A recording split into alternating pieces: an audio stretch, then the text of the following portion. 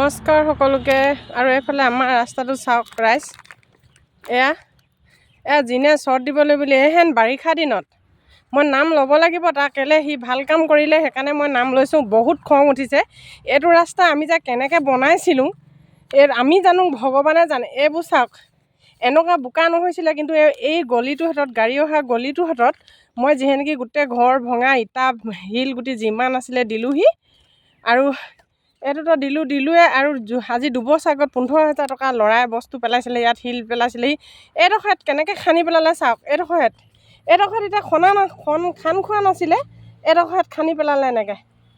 এইবোৰ এনেকুৱা কৰি পেলালে, গাহৰিয়ে খনা নিচিনা এনেকুৱাকৈ কৰি পেলালে। গাড়ী আহি কি অৱস্থা কৰিলে চাওক। এনেকুৱা কৰি পেলালে, এনেকুৱা একদম মানে হেৰিয়ে খনা নিচিনা। মই কেনেকৈ সহ্য কৰিছোঁ তাৰমানে, মই তাক সিয়া গাড়ীখন তই ভাল পা বেয়া পা যিনে মোক নোখোৱাহি আহি কেনে মোক ৰাস্তা ঠিক লাগে। আৰু যদি এনেকুৱা হ'বলৈ হ'লে এইবোৰ খান্দি পেলাই দিলে, এয়া এনেকুৱাকৈ JCB হেৰি কৰি কেনে তাৰ শিল পেলাইছিলেহি। এনেকুৱা কৰি পেলাই দিলে তাৰমানে সহ্য কৰিব পৰা নাই। তাৰমানে মই ঘৰলৈ অহা নাছিলোঁ, এই 2 দিনমান অকল ইয়াত মানুহ লগাই থাকোঁতে গৈছিলোঁ। এনেকুৱা কৰি পেলাই দিলে চাওক। ৰাস্তাটো এনেকুৱা নহৈছিলে অকল য'ত মই শিল ইটা সেইবোৰ দিছিলোঁ, সেইবোৰ সেইডোখৰ দ হৈ আছিলে হেৰি। আৰু পানী বোকা একোৱে নহৈছিলে।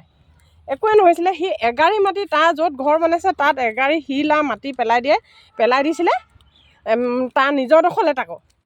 কিন্তু সেই গাড়ীৰ কথা হেনো মানুহটোৱে কওঁতে কৈছে সেই গাড়ীৰ কথা কৈছে। যিনে মোক সোধহি, মই সঁচা কথা ক'বলৈ ভয় নাখাং। মোক বেয়া পালেও লাভ নাই, ভাল পালেও লাভ নাই। এইবোৰ এনেকুৱা কৰি পেলালে গোটেই খান্দি কেনে JCBয়ে। তাৰ গাড়ী ফচিছিলে হেনো। এইহেন বাৰিষা দিনত বাৰু মানুহে এই চৰ্ট দে, সৰু গাড়ীত আনচোন। ইমান মানুহে সৰু গাড়ীতে আনি হেৰি কৰি আছেহি। এইবোৰ মই গোটেই শিলবোৰ পেলোৱা, এইবোৰ ইয়াত ইটা দি আহি মই ঘৰৰ পৰা আনি এনেকুৱাকৈ চুচি এনেকুৱা কৰি পেলাই দিলে।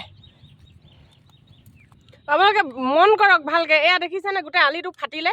ফাটিলে, কাষতে নলা আছে, সেইবোৰত ফাটি মানে যাবগৈ। এইবোৰ ফাটিলে আলিটো।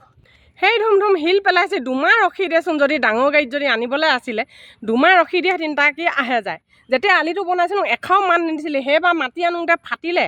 তাৰপিছত আমাৰ গাড়ীখন সোমাওঁতে আমাৰ গাড়ীখন আকৌ যাতেকৈ মাঠিয়ে আনোতে ফালিলে, যাতেকৈ একদম পৌং হ'ল। আমাৰ ল'ৰাই নেচাই ভৰাই দিছিলে। আমি এইবোৰ হাজিৰা ভৰি ঠিক কৰিবলগীয়া হ'ল। এইবোৰ এনেকুৱা কণ্ডিশ্যন কৰিলে। এইডোখৰতে শিল আৰু মাটি অলপমান গাড়ী এখনত পেলাইছিলেহি। এইবোৰ ক'ত লুপ্ত হ'ল হিচাপ নাই। কিন্তু গোটেই আলিটো যে বনালোঁ ইমান কষ্ট হৈ পিনে বাৰু, এইবোৰ কেনেকুৱা কৰি পেলাই দিলে। এনেকুৱা হৈছিলে নে বাৰু? এতিয়া বৰষুণ দিলে আৰু ওলাব নোৱাৰা হ'ম আমি। এনেকুৱা কৰি পেলাই দিলে। এই কণ্ডিশ্যন অকল লিকে আছিলে। হেৰি পানী হয় একে হেৰি দিনতে শুকাই থাকে। ইটা শিল আছিলে, এনেকুৱা হৈছিলে। আপোনালোকক দেখাইছোঁ ৰ'ব। এনেকুৱা হৈছিলে ৰাস্তাটো, আপোনালোকক দেখাই থাকোঁ। আৰু এইডোখৰ ফাটিলে চাওক, কিমান ডাঙৰকৈ এইবোৰ ফাটিলে। এইবোৰ এনেকুৱা হৈছিলে ৰাস্তাটো। পানী হ'লে মানে পূৰা গোট খাই যায়, একে হেৰিয়তে ৰ'দতে শুকাই যায়। এনেকুৱা হৈছিলে। সেনেকুৱা ৰাস্তাটো আৰু কেনেকুৱা কৰি পেলালে চাওক। এনেকুৱা কৰি পেলালে, হাল বোৱা নিচিনা, ৰুবলৈ লোৱা নিচিনা কৰি পেলাই দিলে। কি ক'ম, মুঠতে উপায়হীন হৈছোঁ। মানে কি ক'ম, মানে মই এইবোৰ ক'লেও বেয়া পাব। এতিয়া মোক দন্দুৰি বুলি ক'ব, মই বেয়াকৈ কৈছোঁ বুলি ক'ব। মানে মই ভাবি পোৱা নাই তাৰমানে কি কওঁ।